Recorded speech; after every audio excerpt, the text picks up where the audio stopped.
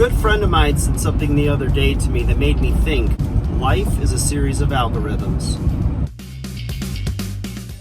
Algorithms, a process or set of rules brought about by calculations. Maybe you've heard it called calculated risks.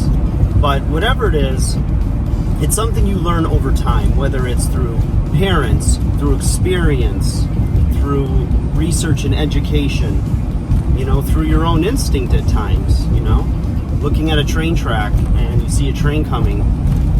You want to kind of go with the odds and stay away from the track until that train passes, right? Yeah, it's interesting. There's a lot of examples of people that go against the algorithms, right? They feel like they're different, right? The algorithms aren't going to work this time.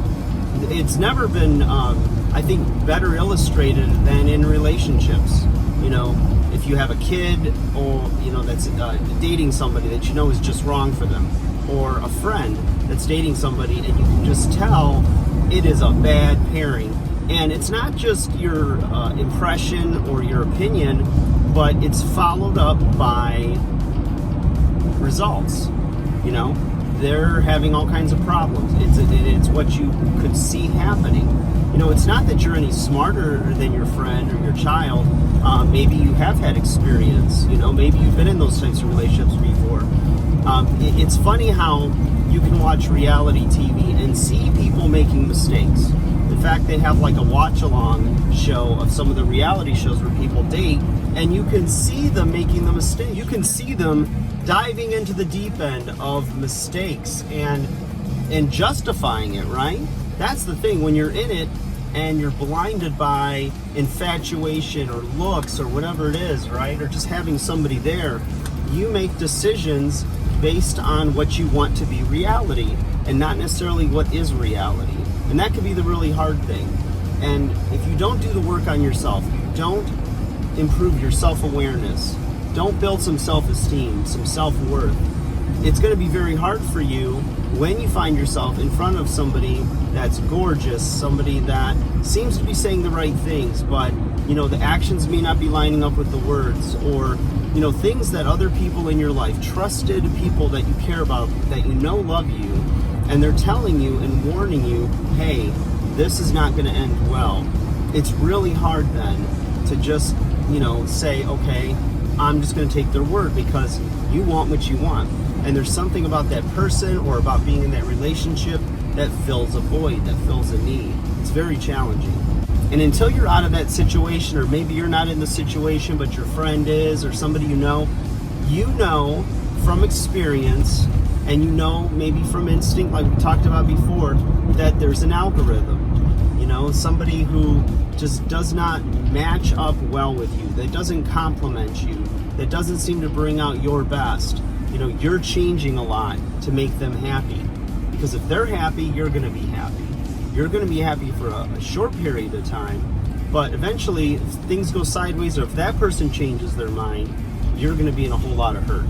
It's tough, you guys. It takes time. It takes years of experience sometimes.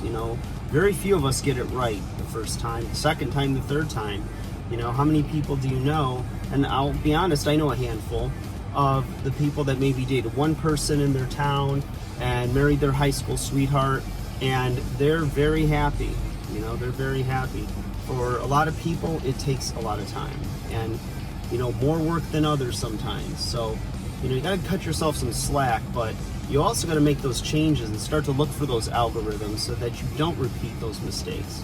And it's really hard when, how many times have you had a friend, a family member that is in a bad relationship, or maybe just not a compatible one, doesn't have to be a real bad relationship, and you can tell them till you're blue in the face, but you see the decisions they make, they still want what they want. And all you can do really is observe, but also show compassion, love, and be there for them. Let them know that you're not rejecting them, you're rejecting the idea, or maybe you're just in disagreement and you don't see it.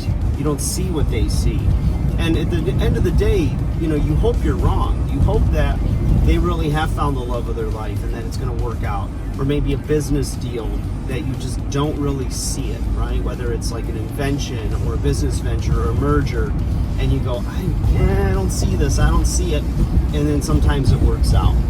And that's a possibility, but a lot of times I think if you look at algorithms, look at calculations, taking the calculated risks, looking at pros and cons, and that's the thing is whenever your heart's involved or you're excited and you're too emotional about something, you start to see it like you want to see it and not see it the way it really is.